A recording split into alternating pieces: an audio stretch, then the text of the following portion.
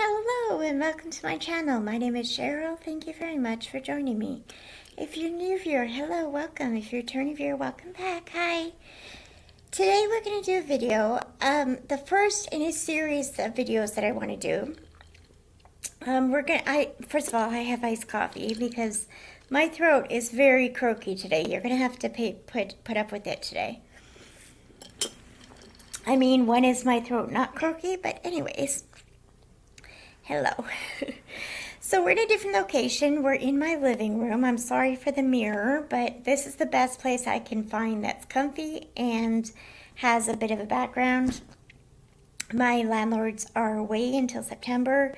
They do have someone living upstairs, so it's not like the house, their part of the house is empty or anything. They have a roommate, but so I thought I'd come down here and record. Not down here, in here to record, since I don't hear any noise upstairs right now, so I thought I'd do it. So anyways, I don't know why I explained that all. Anyways, we're going to do a video today where it's the start of a series I'm going to do where I list a whole bunch of books that I've read. So in this video, we're going to list all of the books that speak Cheryl. All of the historical fiction books that I've read that I've recorded on Goodreads. This, of course, does not include books that I didn't record on Goodreads, because there's been some books I've read in the past that I have never recorded on Goodreads, because I started only using Goodreads in 2021, but I started listing some in 2019, so basically 2019 or not.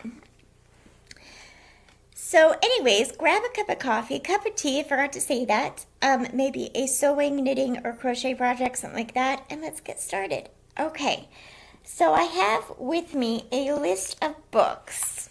Hang on a sec, I've got to move everything. I've got a list of books that I have read that are historical fiction. So I'm going to be doing them all in categories. So this part one of this is I'm going to call it episode. Episode one is the historical fiction books I've read up until August of 2024.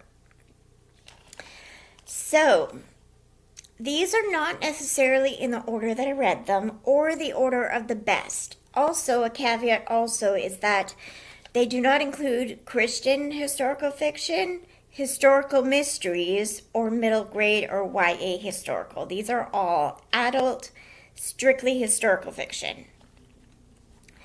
So I'm going to talk to you a bit about what they are about. I think I have, how many do I have? I have 19 or 20 of them.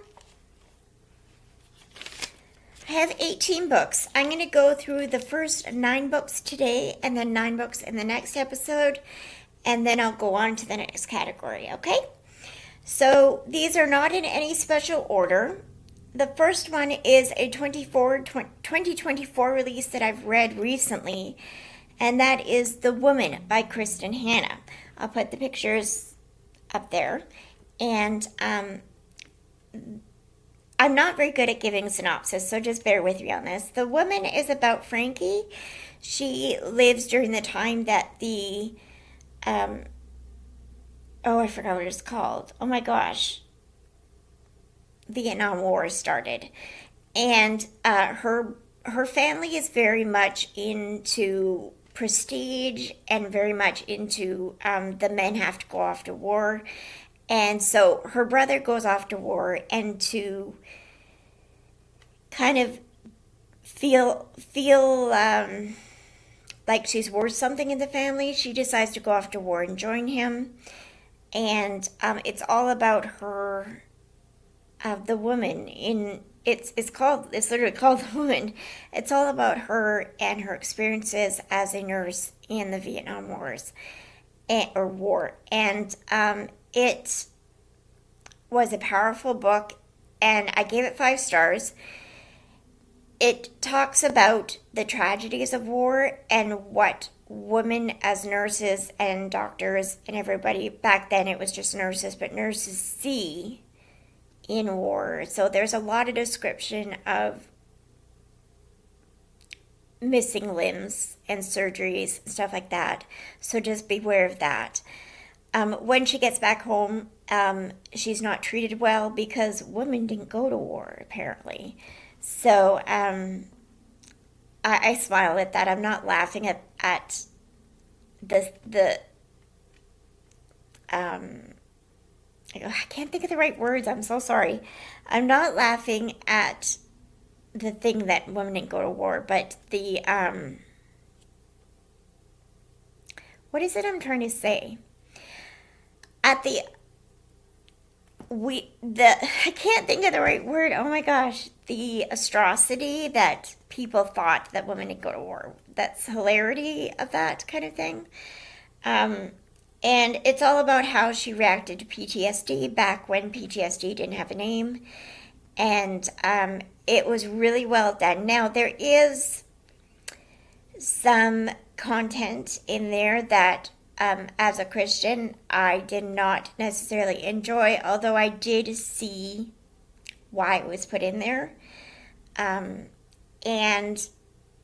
basically, spice scenes. There weren't too many spice scenes, but there was a cheating factor in the book. And so just beware of that. There was cheating in the book. Also, beware for trigger warning of, just check for the trigger warnings because there's quite a few trigger warnings for this book. So just check for that. I want to say one more, but it's a spoiler, so I don't really want to say it. But it is a powerful book that made me face my own systematic PTSD. When I was a child dealing with Tourette syndrome, I dealt with a lot of people treating me badly. And I think any form of PTSD is PTSD. And for me, it was being treated badly and feeling like I wasn't worth anything growing up in my teen years and stuff. And because of that. And so I had to face, while reading this book, I faced a lot of things about my own life and how I respond to things. And it was really good. I really enjoyed it. I gave it 5 stars. I mean, I didn't enjoy it. I cried a lot, but I gave it 5 stars. Next, we had The Nightingale by Kristen Hanna. This book was my favorite of 2020, I believe, 2021, something like that. Again, I gave it 5 stars. Kristen Hanna just knows how to write a historical. I have another one here that's on the list as well, which I will talk about after this one. But, or no, it's not. No, it's down in the list, but I don't know why it's not up on the list. I think I went in order of when I read them. But The Nightingale by Kristen Hanna is about 2 sisters during World War II and Nazi-occupied France. Vivienne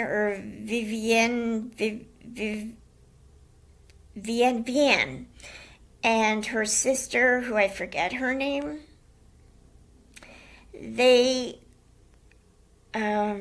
it takes place in 2 timelines. It takes place in present day as well as during the Nazi-occupied France.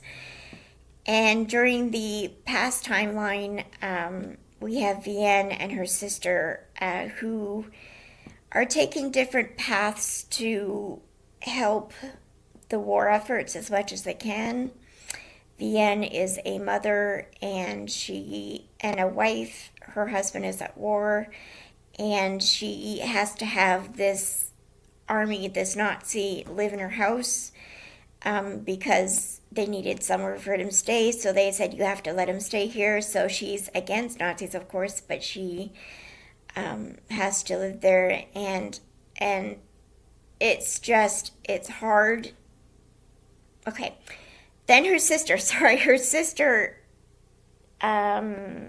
does another way of helping the war efforts, and it was just beautiful. It was tragic but beautiful at the same time. Kristen Hanna's writing is so good. If you like the World War II type historicals, you would love The Nightingale if you haven't read it yet. It is so good. It was beautifully written. It was a beautiful story. The ending was bittersweet. there was a scene that I just cried so hard on near the end, and it's got a bit of romance in it. Not with the Nazi, thank goodness, because I didn't want that to happen. But it was so good. There was found family in the book. There was Vienne. Actually, I don't want to say that. It's a spoiler. It's hard to talk about books without giving spoilers, but it was beautiful. And I just highly recommend it. Next, we have Marilla of Green Gables by Sarah McCoy. This book, I also gave 5 stars. I gave a lot of them 5 stars. I give 5 stars off like they're candy. If I enjoyed a book and it got an emotional reaction from me, I will give it 5 stars. And Marilla of Green Gables, if you don't know, Anne of Green Gables is my all-time favorite book. So when I found out about Marilla of Green Gables by Sarah McCoy, I had to read it. So this book is about Marilla, who is Anne's foster mother in Anne of Green Gables. And it's about Marilla's life before Anne came into the picture. Back when Marilla was a teenager and so on. It was really good. There's a lot of backstory. Like, you can tell that Sarah McCoy did a research, that she knows the backstory to Marilla really well, because if you watch the movies or read the Anne of Green Gables books, there's little nuggets spread throughout about Marilla's past, her past romances, her past life, and so Sarah McCoy really took those nuggets and made it into a story, and I just loved it. It was so good. If you love Anne, you will love Marilla's story. I think Marilla is a great character in Anne. She's kind of not noticed as much as Anne is, or Diana and all them, Gil.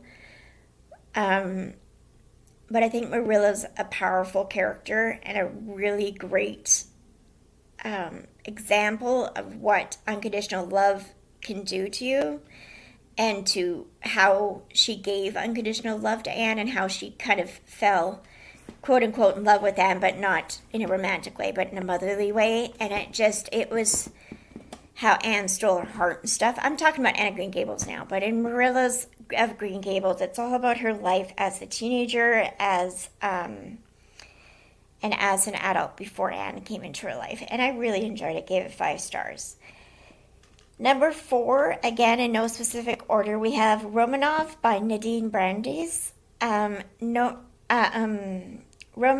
is, I hesitate to put this in historical fiction because it is a magical realism book as well, but I think it's more historical than magical realism. So this is about Anastasia Romanov and her family, who are real people in history, if you don't know. And it's about her family when they were taken away by Raspuzzel, whatever his name is, I want to say Rapunzel, that's not right. Rasputin, is that his name? And in this book, instead of him killing them all, he sent them to a concentration type camp where they were under house arrest kind of thing. Not a concentration camp, a kind of house arrest in a small little house with guards and everything. And Nikolai, who is Anastasia's father, and his wife and Anastasia are living there. I think she has a brother as well. And her brother is sick and is dying, and she has a spell. Her mother passed away. That's it. Her mother passed away. Her brother has the same disease and has a disease. Her mother passed away because she gave him some of... No, that's kind of a spoiler too. I'm so sorry.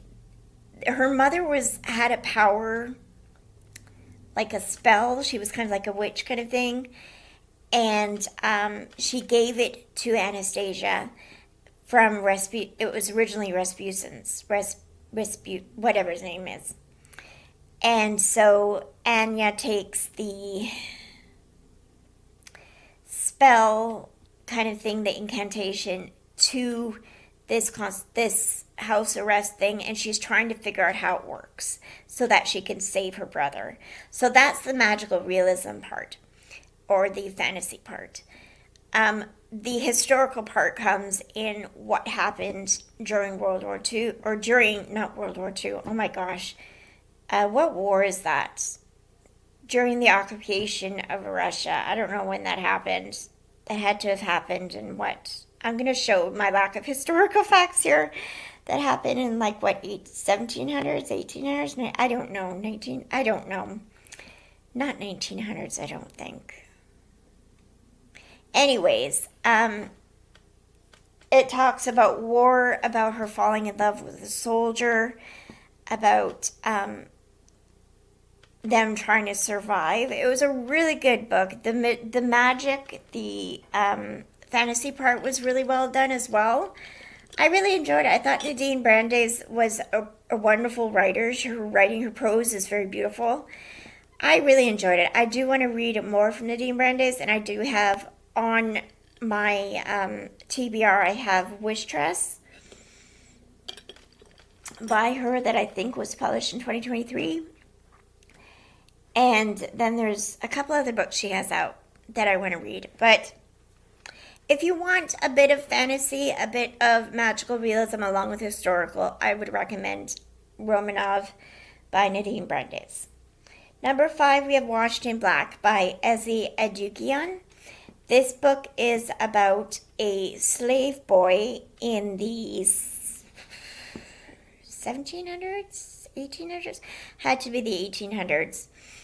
And this man comes and rescues him. This white man comes and rescues him and takes him in an air balloon and just takes him. And it's all about Washed in Black. That's his name, the little boy. It's all about his life as a free slave. But is he really free, you know? And it's all about, there's a romance he has with a woman, and it was a beautiful book. I don't know if I'd give it 5 stars now, but it was really well done. I really enjoyed it. I would have to reread it, I think. I think that's one book I do want to reread. It was really well done as far as I remember. I just, the part that I remember the most is the scenes with the slaves being treated the way they were. It was horrible. I mean, we all know slaves were treated horribly, but it was quite disgusting. And I remember getting sick to my stomach at the way we white people treated black people. And it was horrible. And I really enjoyed this book. I thought the message of is a free slave really free kind of thing was really well done. It's written by an African American, and I believe she's American. I'm not even sure. I'm pretty sure she's African American. I think. I'm not sure. But I don't remember totally. But it was an awesome book. Really beautiful book. And I recommend it. I gave it 5 stars. The Orphan's Tale by Pam Jenoff. This is the first of a couple books I have on here by Pam Jenoff. She writes historical fiction, basically World War II books. I really enjoy World War II books. I find it fascinating the way the Nazis treated people of the Jewish people and people who were different from them. And I just find it disgusting and awful. And I know that if I had been alive and in Germany at the time, I would have been killed because I have Tourette syndrome. And back then you were thought to be crazy if you had Tourette syndrome. So that really hits home close to the heart when you think of it, you know. But The Orphan's Tale is about a woman, I forget her name, but she, let's see if I can remember what this book's about. I think I'm thinking of a different book. Hang on one sec.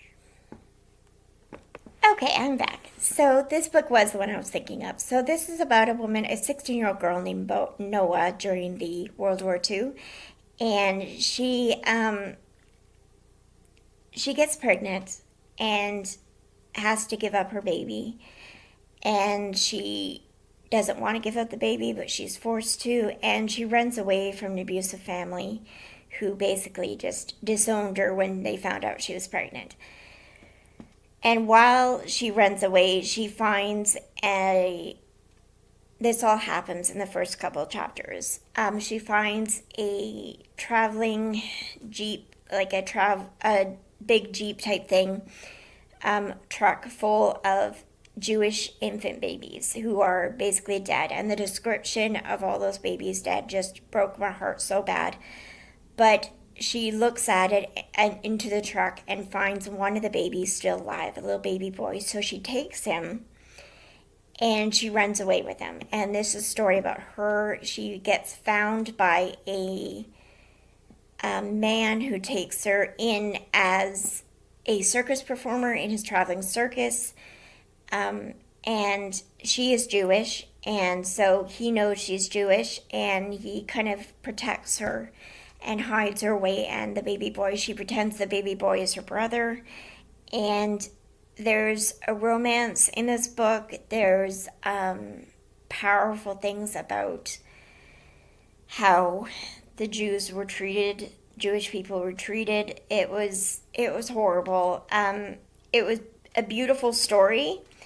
There's a lot of circus talk in this book, if you like that kind of thing. She becomes a trapeze artist and basically learns from the beginning, from the start, from scratch, how to be a trapeze artist. She becomes friends with an older woman who's a few years older than her, who becomes very much like an older sister / mother.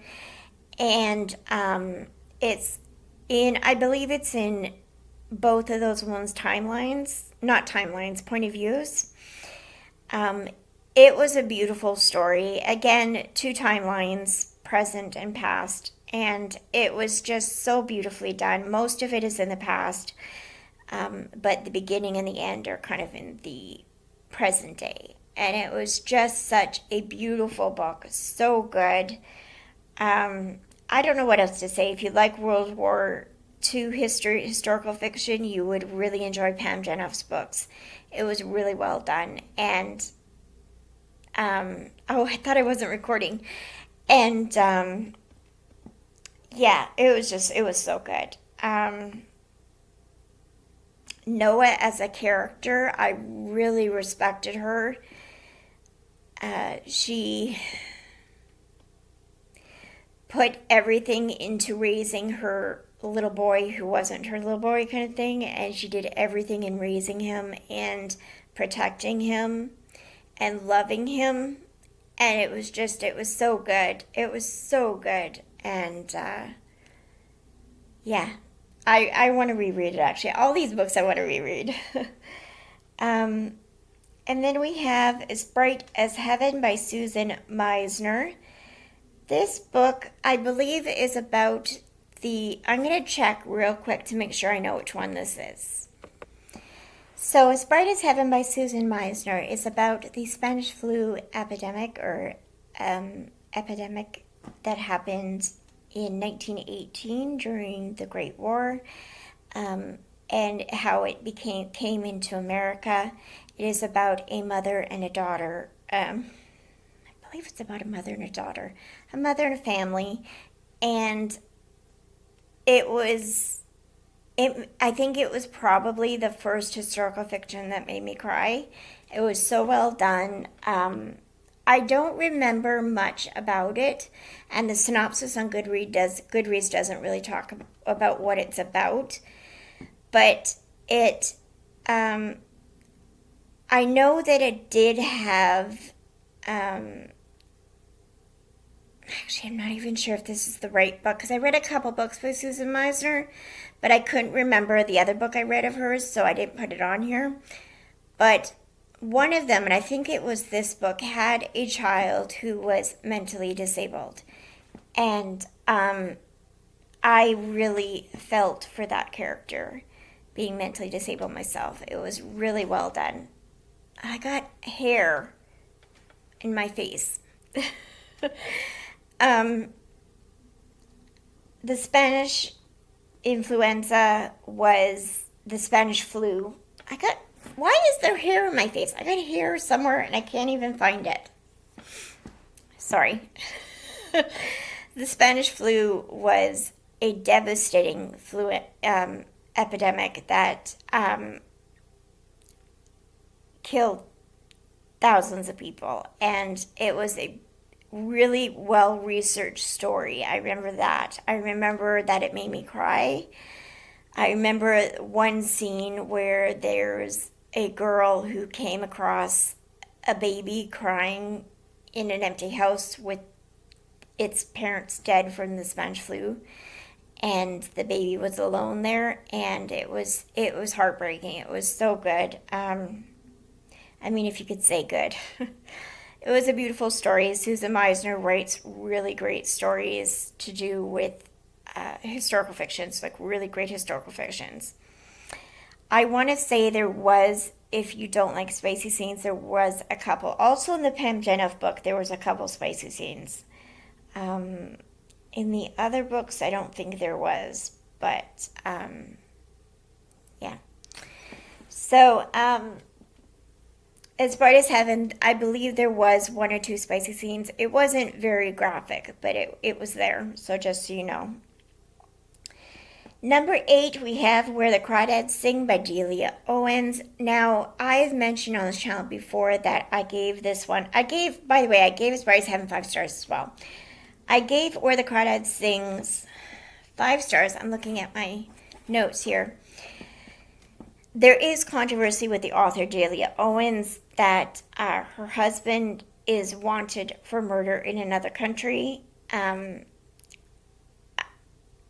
He's not necessarily wanted for murder. He's wanted for questioning. I don't know much about the situation, but apparently they fled their country and came to America, and that's that. That's all I know. But I did really enjoy this book. This is about a young girl. I forget her name, but she is growing up in a kind of a swamp kind of thing, like a swampish place. I can't think of the right word. Marsh, in the marshes. And she's growing up on her own there because her family, her parents kind of disown her, and not disown her, abandon her. And she raises herself basically. And then in the present timeline, that's in the 70s, and in her present timeline it's in the 2000s or 90s or something, and she is on trial as an adult for murder of a man. And it was all about her life growing up in the marshes and being treated as kind of like that weird girl. And I really felt for her, again, with the Tourette syndrome. It was hard growing up with it, and I really felt for her, being an outsider and not being treated well. It was really well done on that part. I really related to her, and I really like that. I think with historical fiction, if I can relate to the main character, I give it 5 stars. And I enjoy it all the more. So this book is about a romance with her and a man, a boy, a teenager, and then as a man, as adults. And it was a wonderful story. There is trigger warnings for a essay scene that it was really hard to read. There is one or two spicy scenes that weren't too graphic as far as I remember. But it was really well done. I really enjoyed it. It is a movie now on Netflix if you want to watch it. At least it is in Canada. It was on Prime Video Canada before that, but now it's on Netflix in Canada. So if you want to watch it, you can. The movie was really well done as well. But I really enjoyed it. And the last book we're going to talk about today is The Last Bookshop in London by Madeline Martin. I'll be back when I refresh myself with what this book was about. So, The Last Bookshop in London by Madeline Martin is about a woman named Grace Bennett, and she travels to Paris in 1938 or 39, something like that. And she expects it to be wonderful, but then World War II starts, and she has to survive the Blitz and about air raids and everything like that. And she starts working at a bookstore. Now, this bookstore was a real bookstore. It is the only bookstore to survive in Paris after the Blitz. And so that was a wonderful thing to read about. And she works at this bookstore, and she starts a book club, basically, and starts reading to people in the store and getting them to realize that there are things that they could still hope for. There's still hope in the world. There's still beauty in the books and things like that. And it was really well done. I really enjoyed it. Again, a World War II historical, and it was so well done. And again, I think I cried at one point in this book. I cried in a lot of these books, but this book was really well done. So if you want to read a bookish historical fiction, I would recommend that. A plug for myself, I will be doing a video on bookish historical fictions where I read some more. So just to let you know, that is coming up. Anyways, that is the first 9 out of the 18 historical fictions I have read since 2019. So if you enjoyed this video, give me a thumbs up and subscribe if you haven't done so already. I'd really appreciate it. It really does help my small channel. Just to say thank you to everyone who has recently subscribed. I don't know why, but I have quite a few new subscribers lately. And I'm hoping to get to 300 by the end of the year, so if you can help me reach that, I'd really appreciate it. Thank you very much. Comment below your favorite historical fiction, and let's talk about books. Okay, thanks guys. Have a great day. Bye guys.